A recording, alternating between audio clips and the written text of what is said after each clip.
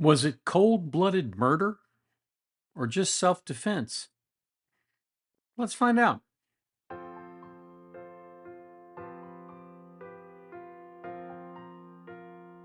Hey there, Tony DeWitt here. I'm a retired Missouri attorney now living my best life on a beach in Florida. But I do not dispense legal advice by video. With that understanding out of the way, here's what we're discussing today.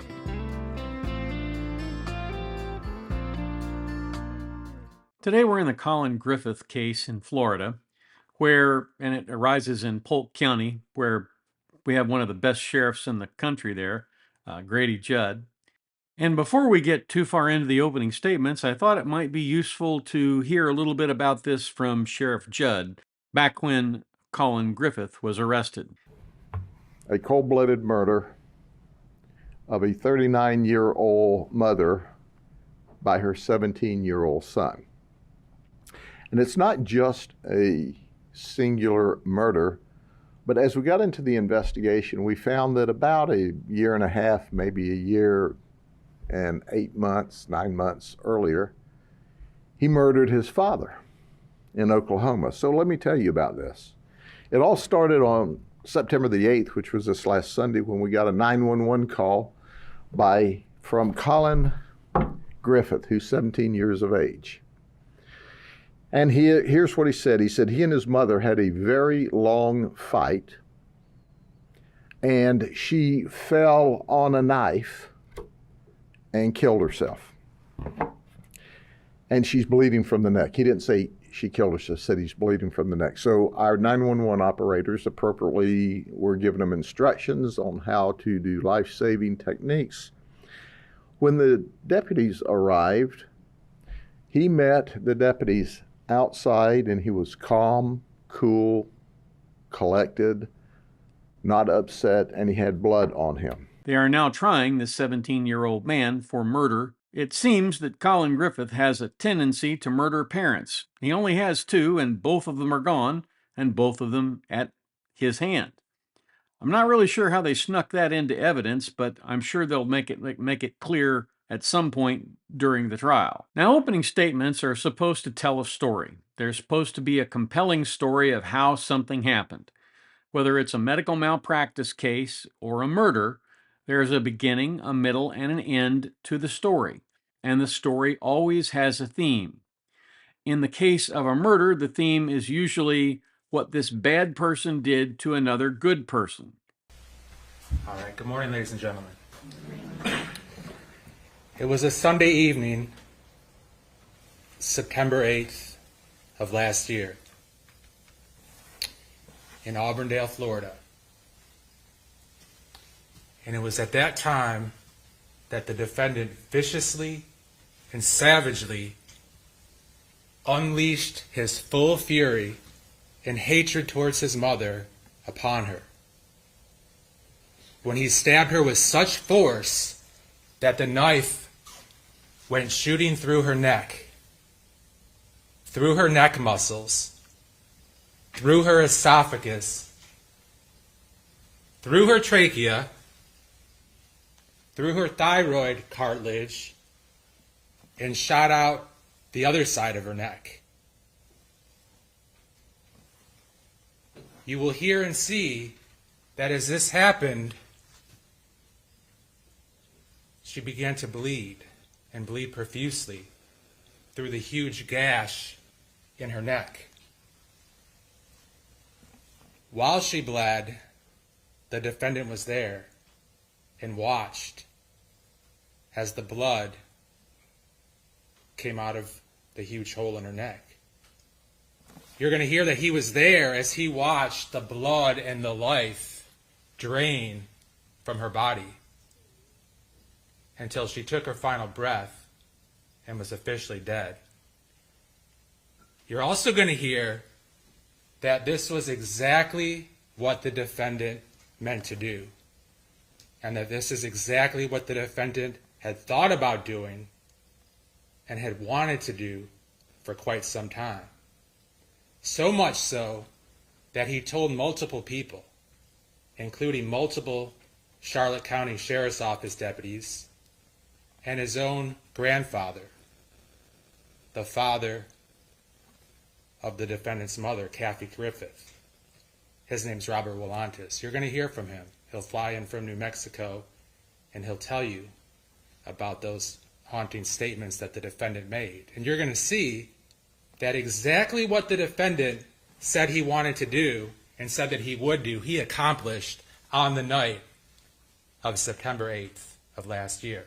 In this case, the prosecutor starts off humanizing the victim in this case. Let's watch. You're going to hear that there's another brother, an older brother. He really doesn't have much to do with this case, but nonetheless, there was an older brother who lived with his mom, Kathy, for a period of time before he moved out of the house when he was old enough. So, as the defendant moves to Florida, his mom wanted to make up for lost time. That was 3 years, 3 critical years of her life and his life when they didn't do mother-son things. They didn't spend time together. They didn't have all those opportunities that maybe other kids and other parents had. So Kathy, the defendant's mom, tried to make up for lost time. And she took her son on multiple vacations. They took cruises. They went to Disney World. They traveled out of the country. They went to Washington, D.C. And she spent all her time and affection and money on the defendant. That was her son. The tendency is always to paint the victim as a good person who was just trying to do their best. But sometimes that's the wrong approach. Sometimes the best approach is to say that this is a flawed person who had lots of problems, but they didn't deserve to die. The opening by the prosecution in the killer son case here was done pretty well by both sides, with the state's opening humanizing the victim. It glossed over all of her warts and it painted her like this. Well, that certainly looks like a special person, and that's who you want the jury to see if you're a prosecutor. You want them to see a special person who was taken off this earth by someone who is not only not special, but probably pretty evil. But you have to remember that you're not flipping a one-sided coin here. You have to remember that the defense is going to get up and they're going to get their story told too. And if you don't preview it a little bit for the jury, they're going to think you've been talking about two different victims. And that's who she had missed for all those years. Now, was Kathy Griffith the perfect parent? No. Was she the perfect person? No. But nobody is. But you're going to hear that she gave everything that she had, including her life, to try to take care of the defendant and spend as much time as she could with him, even at the cost of her life. Well, after that, it was the defense's turn. You may hear that Kathy was upset with Colin because he had an appointment set up with, he was dual enrolled too. So he had, high school teachers, but also college professors. She got upset that he said, "Oh, I have an appointment with one of my teachers or professors," and she was mad that she hadn't been told that in advance. There was a disagreement. So either on the way home or when they get home, you'll hear that Colin told this to police later, by the way, that my mom handed me an envelope and said, "Here are all the important papers you'll need if I'm gone."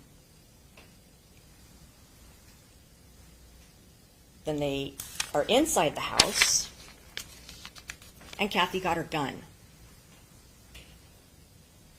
The gun that she has owned and lied about whether she had it in her house or not at a variety of times, and pointed it at her son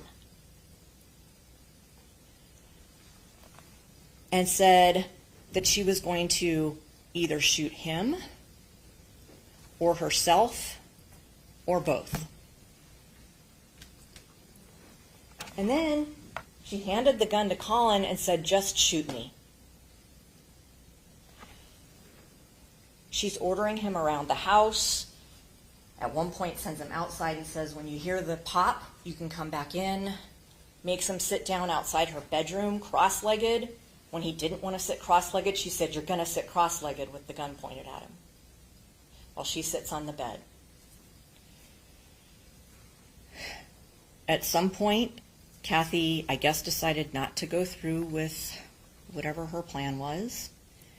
And in her erratic and unpredictable way, she put the gun away and drove Colin to school.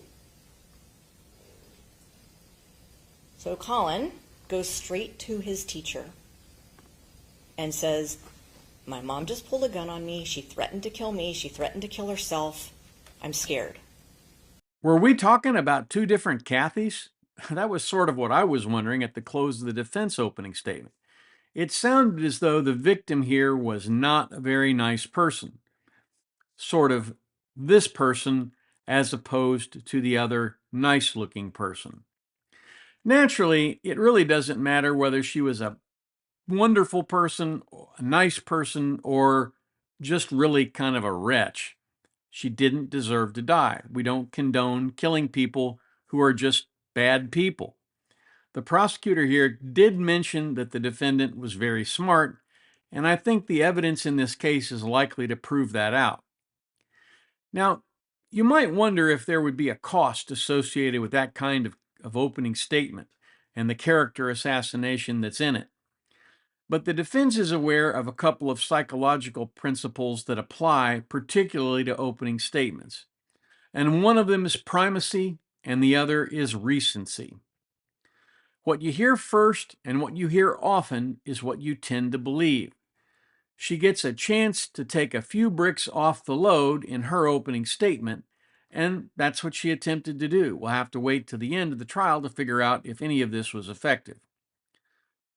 One of the things I think that came through, if you were listening and you were withholding judgment and sort of balancing one opening off the other, was that the defense opening was that he was indeed a smart person. They took credit for that. They said he was going to college and high school.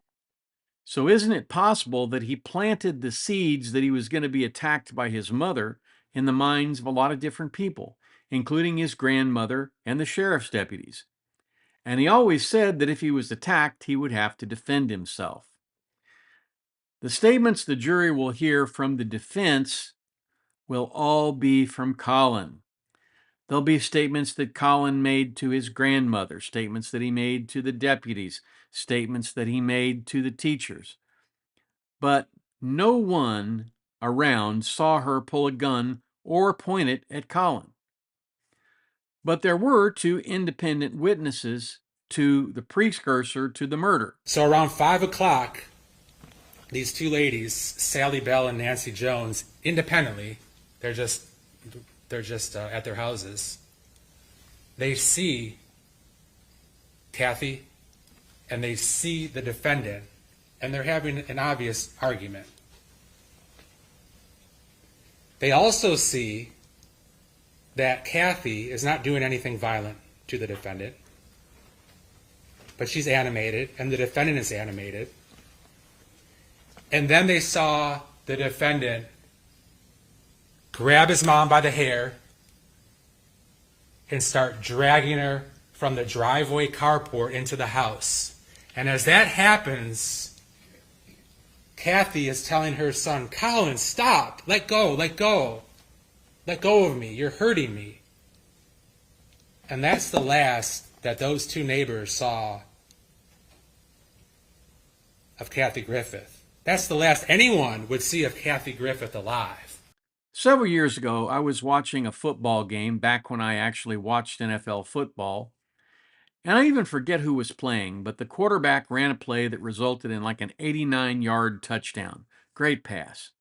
The fans all hooped and hollered, thought it was the best thing since flip-top cans on beer.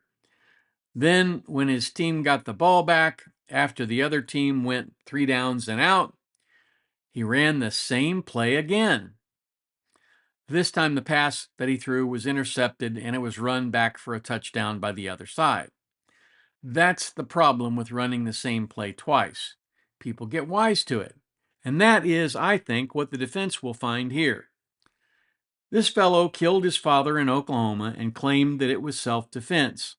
Although he was arrested and charged, those charges were dropped after the state concluded it didn't have enough evidence to prove the case. But it seems that Kathy Griffith may have actually obtained some of that evidence. She may have recorded her son making statements that were inculpatory. And this kind of caused a drama because she threatened that if he didn't come home, she was going to use that information. She was going to send that information to the police. And even though his mother wasn't a perfect person, he seeded the clouds of doubt by claiming to have been attacked, and even claimed that his mother had pointed a pistol at him because he wouldn't sit with his legs crossed. Now, I've never been so mad at my children that I would have been, pointing a gun at them. I've never been so mad at anybody that I would point a gun at them for some silly reason, like they didn't want to sit cross-legged. Now, I realize there are people who might do that, and maybe this woman was one of them. I don't know. But that was the tale that he told. And if you listen critically to the opening statements, you come away with the idea that he was setting up the same play the second time. He had already eliminated his dad using this gambit, and now he wanted to eliminate his mom, and he wanted to do that so that he could live his life and do as he pleased. That's the state's case. And I think he intended to sponge off of his grandmother until she passed away. I don't know that for sure, but that's sort of where the evidence, or what they say the evidence will be, points me to. Now, those of us with a moral compass that whole thing sounds pretty far-fetched to us, but unfortunately, there are a lot of youth out there who think very much the same way, and that appears to be the situation here.